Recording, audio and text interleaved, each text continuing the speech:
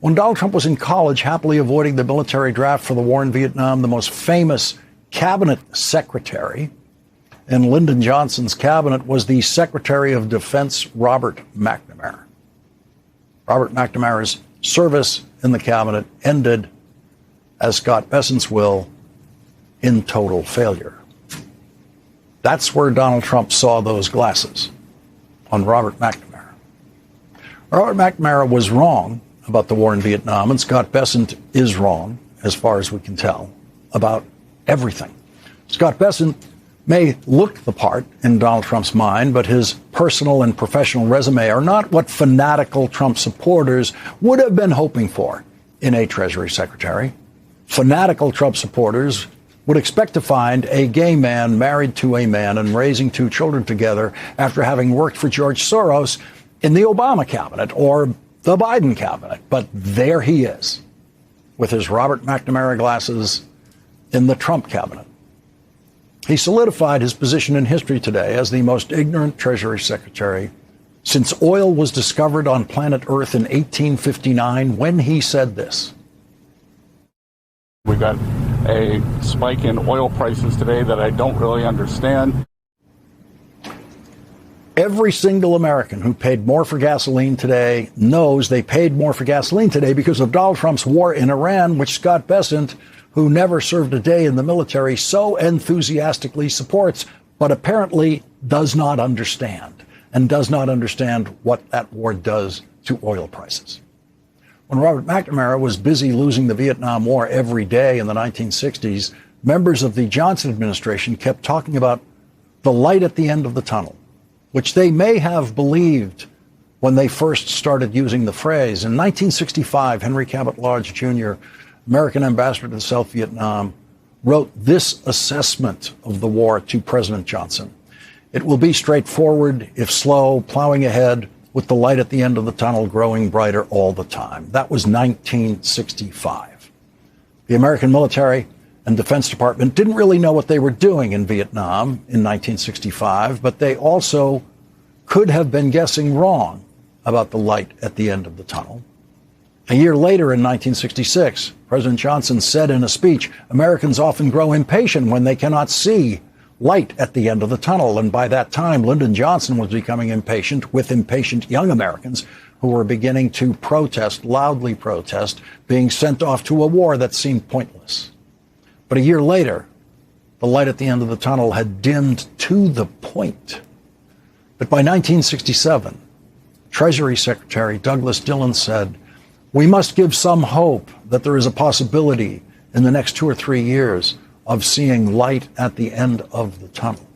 By 1967, Vietnam felt like a forever war, and the Treasury Secretary was saying, if we could just say that it would be over in 2 or 3 years, people would support us.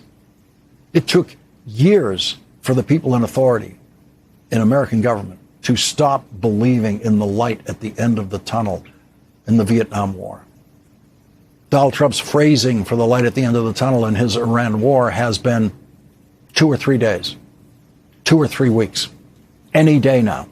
Donald Trump has predicted the end of his war in a couple of days for more times than anyone can remember, and he's been wrong every single time. And today, Donald Trump's Treasury Secretary gave this time estimate for Donald Trump's war. This Iran conflict, we will get on the other side of this. We don't know when. We don't know when. That's a lot worse than Lyndon Johnson's Treasury Secretary saying 2 or 3 years. We don't know when is the very definition of a forever war. And so Donald Trump's Treasury Secretary did him the favor today of, in effect, declaring Donald Trump's war in Iran to be taking its place in the list of America's forever wars in that region in the 21st century. That's what Donald Trump's central casting Treasury Secretary did for him and his war today. And while he was at it, Scott Bessent became the only Republican Treasury Secretary in history to show absolutely no concern whatsoever about the national debt on a day when it hit a new historic high, a Trump-achieved high of $40 trillion.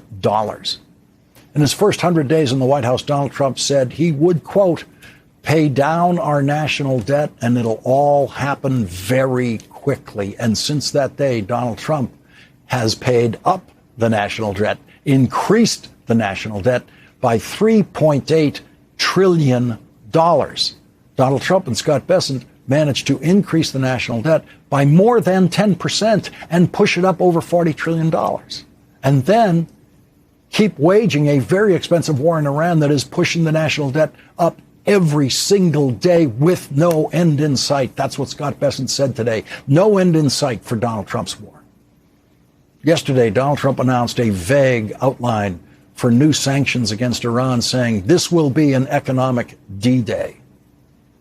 The real D-Day was the deadliest day for American military in World War II, with 2,501 American war dead, with an additional almost 2,000 Allied soldiers, mostly from Britain and Canada, lying on the beaches that day beside their American comrades in arms. A total of 4,414 dead, just on our side of the D-Day invasion. How stupid do you have to be to say that something in a live television interview, and then say, don't quote me?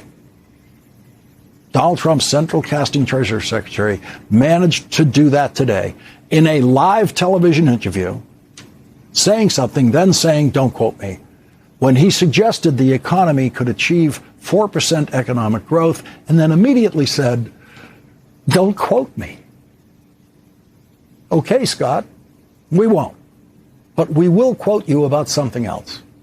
And this is the quote that will follow you around for the rest of your life, as the light at the end of the tunnel quotes during the Vietnam War followed everyone who ever said them for the rest of their haunted lives. Here is what Scott Bessent said about what Donald Trump is calling economic D-Day for Iran. We are going to squash the economy of this murderous regime. It is going to work in Iran, and we are going to collapse this regime. We're going to collapse this regime. The man who says he has no idea how long the war he is so enthusiastic about is going to last says with confidence, we are going to collapse this regime. By the end of 1967, Robert McNamara was in agony over the mistaken calculations he had made about the Vietnam War over the previous 4 years, and he just couldn't take it anymore. He resigned, and he spent the rest of his life a defeated man, a haunted man. Robert McNamara spent the rest of his life sorry for being so wrong and being part of the leadership that sent, in the end, a total of 58,220 Americans to their deaths for no reason in Vietnam. Robert McNamara at least had the decency to be haunted by that. We should not expect such decency from Scott Bessent. On October 23rd, 1966, when Lyndon Johnson and most of the people in his administration, including Robert McNamara, were still desperately hoping to somehow win the Vietnam War, the U.S. Army's commanding general in Vietnam, William Westmoreland, said, according to notes of a meeting in the Philippines, quote, while there was light at the end of the tunnel, we had to be geared for the long pull. The enemy is relying on his greater staying power. It is only his will and resolve that are sustaining him now, and his faith that his will is stronger than ours. His will was stronger than ours. The North Vietnamese army beat the United States Army in Vietnam because their will was stronger than ours. And whose will seems stronger tonight in Donald Trump's war in Iran? Iran's foreign minister said this today on Elon Musk's social media site. The so-called economic D-Day is a diversion from America's own crisis, unprecedented debt and surging interest costs. Doubling down on failed policies will only bring further defeat and enmity of Iranians. U.S. economic terrorism threatens global economy and sovereignty worldwide. Does he sound ready to be crushed by Scott Bessent? We don't know when Donald Trump's war is going to end, but we know how it is going to end. We have seen this before. CBS News anchor Walter Cronkite saw it in 1968 when he went to Vietnam and on February 27th delivered the most important nightly news coverage in the history of the Vietnam War.